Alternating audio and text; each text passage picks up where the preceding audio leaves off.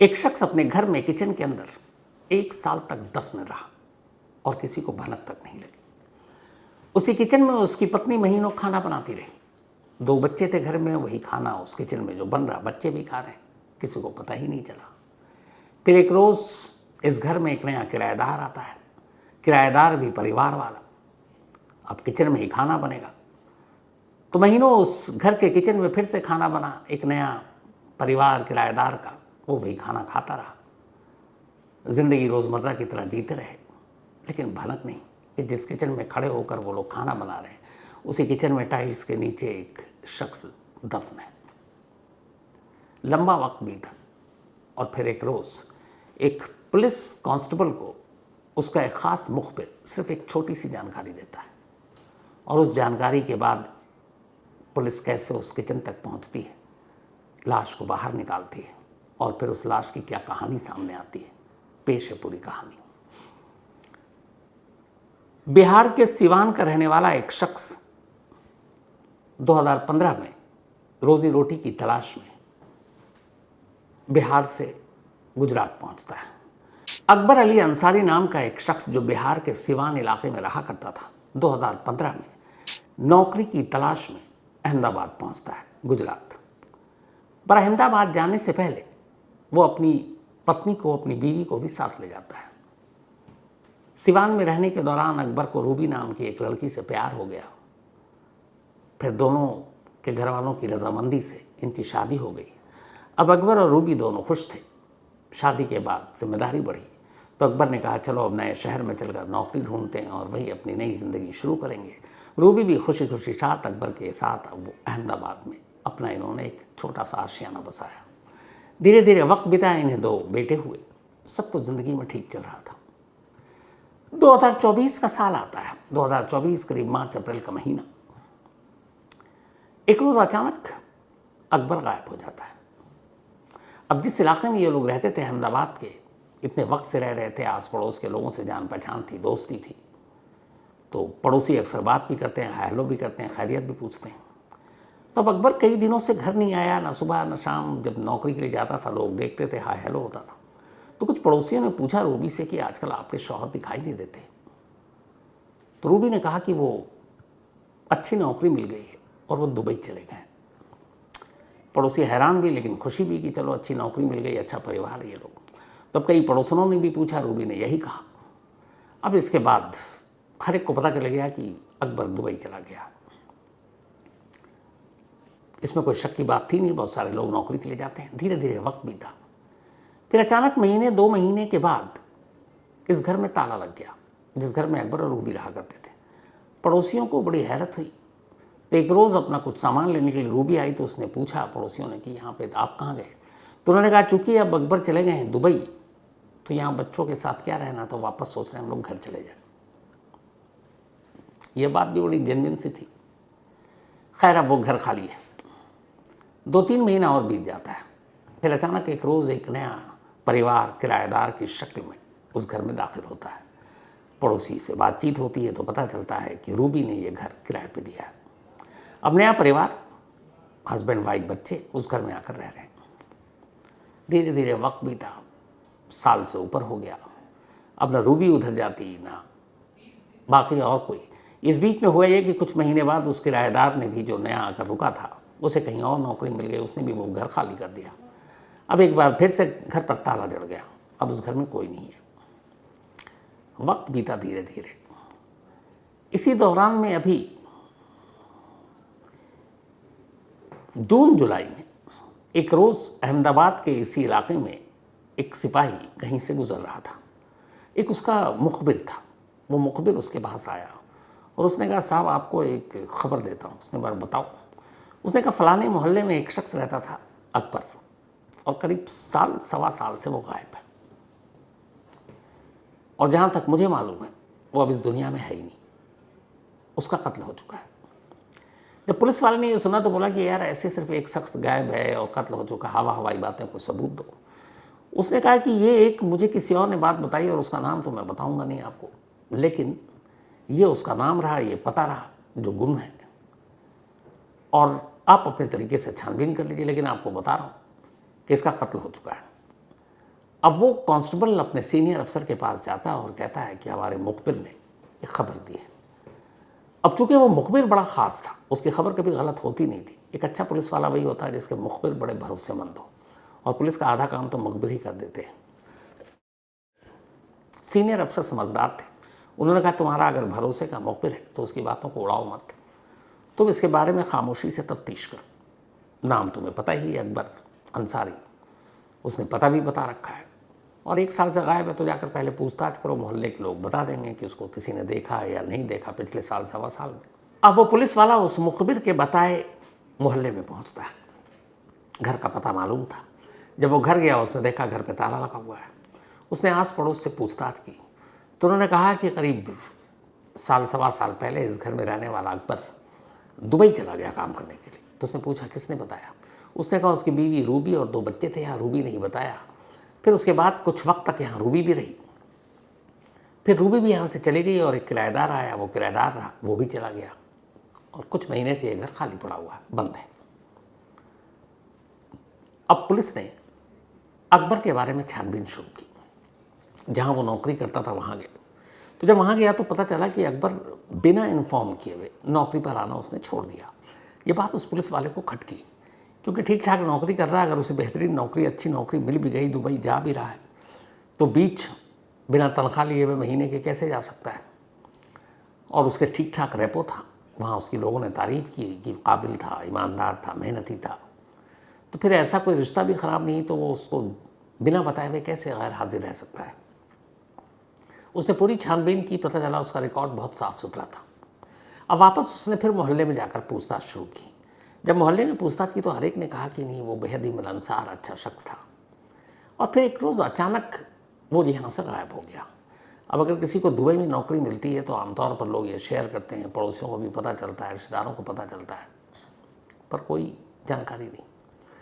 अब इस पुलिस वाले ने किसी तरीके से कॉन्टैक्ट नंबर निकालकर सीवान में पता करना शुरू किया, तो वहाँ से भी यही कहा गया कि वो रूबी ने बताया कि वो दुबई चला गया नौकरी करने, लेकिन हम लोगों से कांटेक्ट किया नहीं।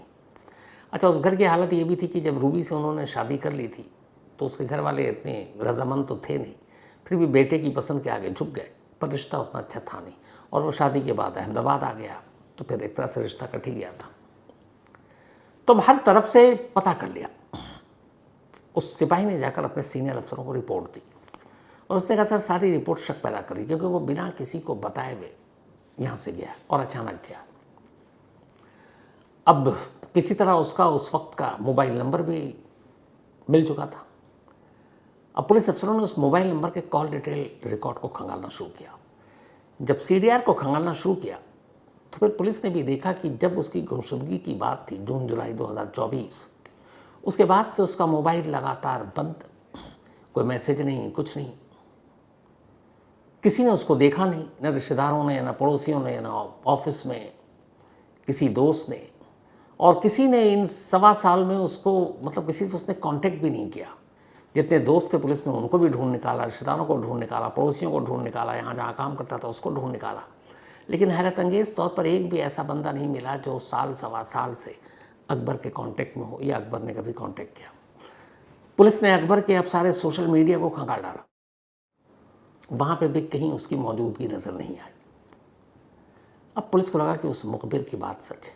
एक जीता जागता इंसान अचानक इस दुनिया में खामोशी से गायब हो जाए, मुमकिन नहीं है। अब सवाल ये कि वो गायब हुआ और उस मुखबिर ने यह भी बताया कि वो गायब नहीं है बल्कि उसका कत्ल कर दिया गया। तो अब पुलिस के पास कोई जरिया नहीं, कोई सुराग नहीं, रूबी गायब है, रूबी के बच्चे कहाँ हैं ये भी पता नहीं, पड़ोसियों को कोई जानकारी नहीं। लेकिन अब पुलिस इस नतीजे पर पहुंच चुकी है कि अकबर मर चुका है। तो अकबर मर चुका है तो फिर कहाँ होगा? अब हाल के वक्त में बहुत सारी क्राइम सीरीज, फिल्में बहुत सारी केसों पर रोशनी डाल देती है। तो उन्हीं में से एक पुलिस वालों को ख्याल आया कि दृश्यम मूवी आई थी, उस मूवी में यह था कि अजय देवगन ने पुलिस स्टेशन के अंदर ही लाश को दफना दिया था।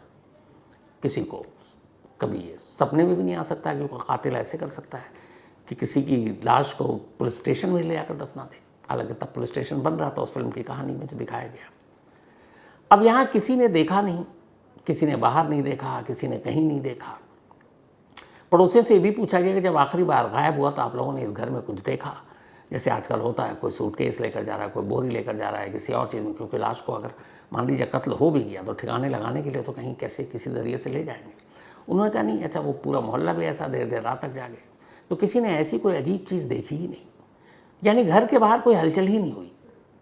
तब उनमें से एक पुलिस वाले को ख्याल आया कि कहीं ये दृश्यम फिल्म को यहाँ पर तो आजमा नहीं दिया गया, यानी अगर अकबर गायब है तो उसकी गुमशुदगी की कोई ना कोई कड़ी या सबूत शायद इस घर से मिले।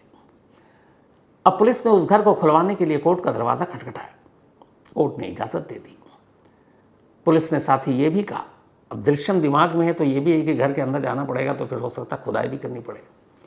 अब पुलिस की टीम मैजिस्ट्रेट को अपने साथ लेकर कोर्ट की इजाज़त से लास्ट ट्यूसडे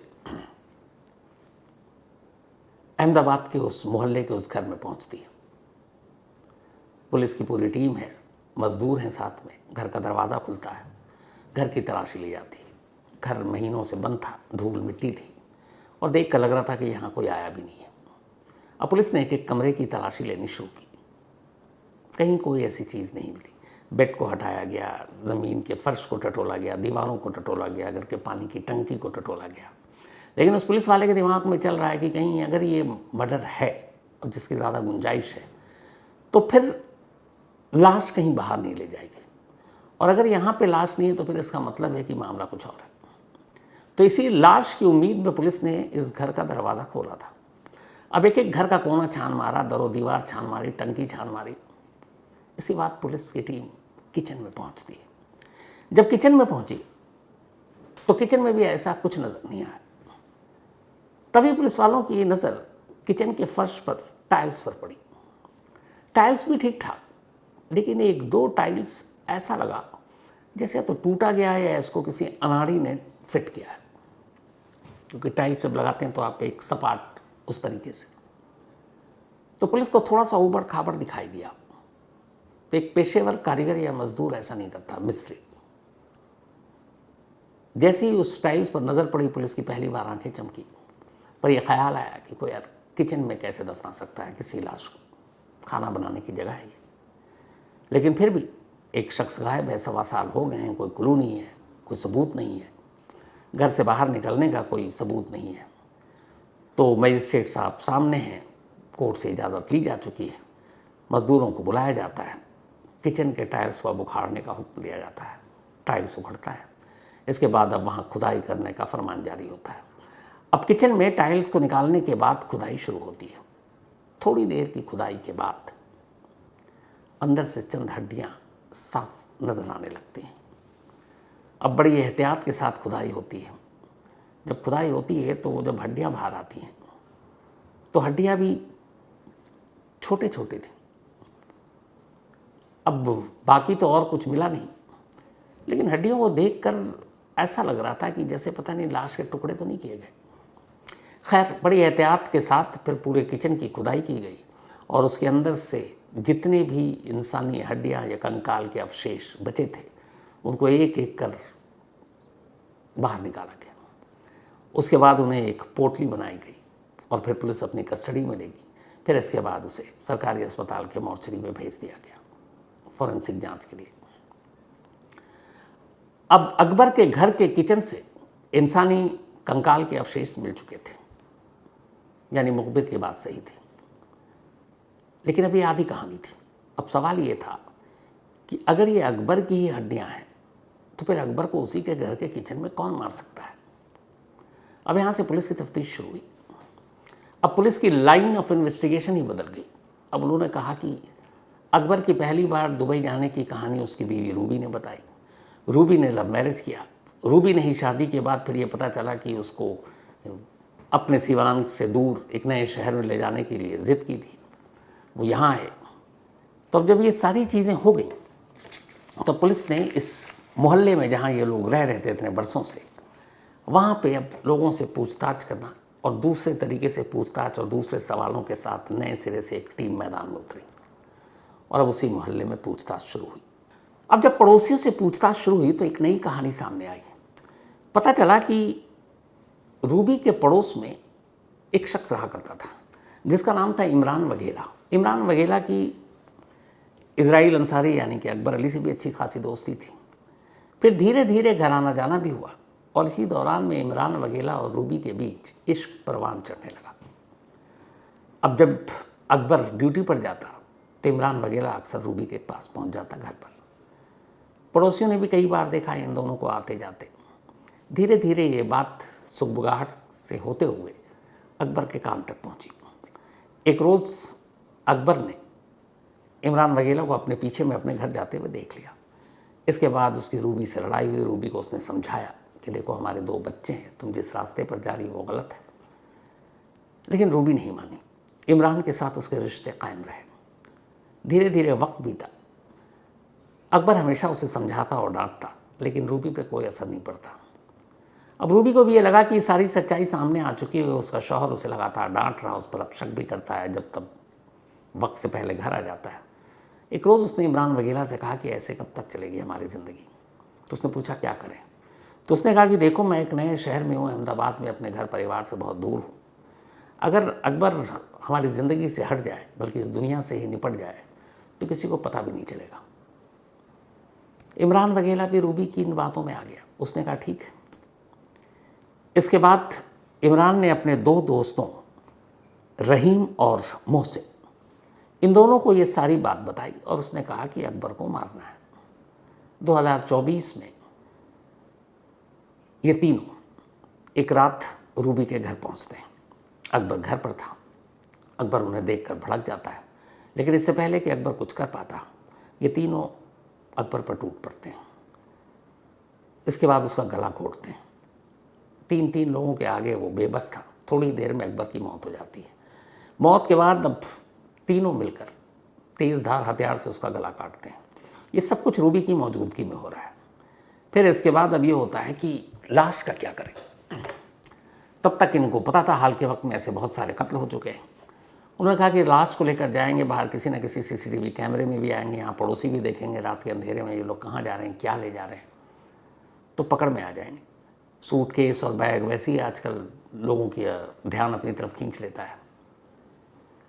तभी इनमें से एक को ख्याल आया कि दृश्यम फिल्म में ये दिखाया गया था कि लाश को बाहर ले जाना रिस्की होता है, तो क्यों ना घर की बात है घर में ही दफन कर देते हैं, किसी को पता भी नहीं चलेगा। रूबी ने कहा ये आइडिया ठीक है। अब ये हुआ कि घर में कहाँ, तो फिर हुआ कि किचन ऐसी जगह है जहाँ जिसका ध्यान बहुत लोगों का कम जाता है, और आमतौर पर जब मेहमान या बाहर के लोग आते हैं तो किचन तक उनकी पहुँच भी नहीं होती है, क्योंकि आमतौर पर किचन में कौन मेहमान जाता है। रूबी की ये बात इन लोगों को जच गई। इसके बाद इन लोगों ने तमीज़ से टाइल्स हटाए। इसके बाद गड्ढा खोदा, लाश के टुकड़े किए ताकि छोटे छोटे टुकड़े उसमें डाल सके।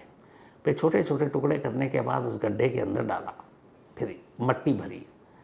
फिर इसके बाद नेक्स्ट डे आए सीमेंट और बालू के साथ, वापस टाइल्स को इन्हीं तीनों ने फिट किया और सब कुछ करने के बाद वहाँ से निकल गए। अब इनके जाने के बाद नॉर्मल, अब रूबी उसी घर में, उसके दोनों छोटे छोटे बच्चे उसी घर में।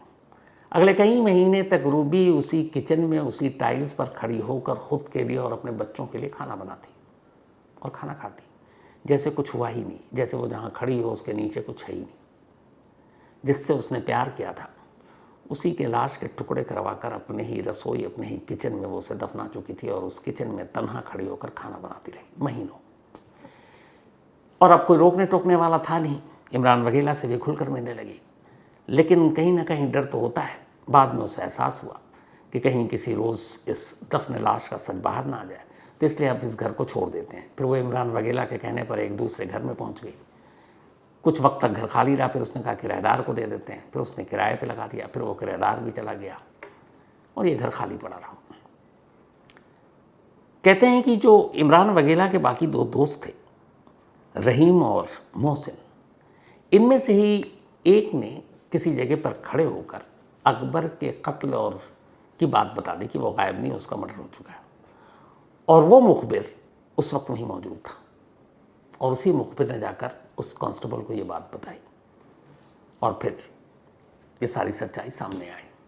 इसके बाद सबसे पहले पुलिस ने इमरान वघेला को अभी ट्यूसडे को पकड़ा, फिर उसके बाद रूबी पकड़ी गई रूबी के साथ फिर रहीम और मोहसिन, इन सभी को पकड़ा गया।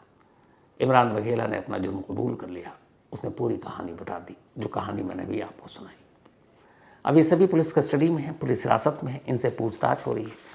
किचन से बरामद कंकाल के अवशेष और उन हड्डियों को फॉरेंसिक इन्वेस्टिगेशन के लिए भेज दिया गया है। उसकी रिपोर्ट आ ही जाएगी। साल सवा साल से सोचिए, गुम शख्स अपने ही घर में दफन और किसी को पता नहीं, लेकिन एक मुखबिर की वजह से ये पूरा केस खुल गया। कई बार बड़े बड़े केसेस ऐसी छोटी छोटी जानकारियों से खुल जाते हैं। तो ये थी आज की कहानी, लेकिन कहानी ख़त्म करूं उससे पहले वही अपना सिलसिला। आज कमलेश चौधरी जी, इनका बर्थडे है, तो हैप्पी बर्थडे कमलेश जी। और ये लकी चौधरी जी की मम्मी है। साथ ही जारा, इनका भी आज बर्थडे है, तो हैप्पी बर्थडे जारा। और ये जस्मीन एंड राहुल साहब की बिटिया है। मंजरी का भी आज बर्थडे है, तो हैप्पी बर्थडे मंजरी। और ये कुशागरा सलोनिया ने भेजा है। साथ ही भावना प्रजापति, इनका भी बर्थडे है, तो हैप्पी बर्थडे भावना जी। और ये फूलचंद प्रजापति जी की वाइफ है। श्वेता दुबे, इनका भी बर्थडे है, तो हैप्पी बर्थडे श्वेता। साथ ही नयांश पाटीदार, इनका भी बर्थडे है, तो हैप्पी बर्थडे नयांश। और ये मनीषा और श्यामलाल पाटीदार जी के बेटे हैं। तो इसके साथ ही कहानी में आज इतना ही। अब आपसे मुलाकात होगी कल रात 9 बजे किसी नई कहानी के साथ। तब तक अपना और अपनों का ख्याल रखिएगा। Thank you very much.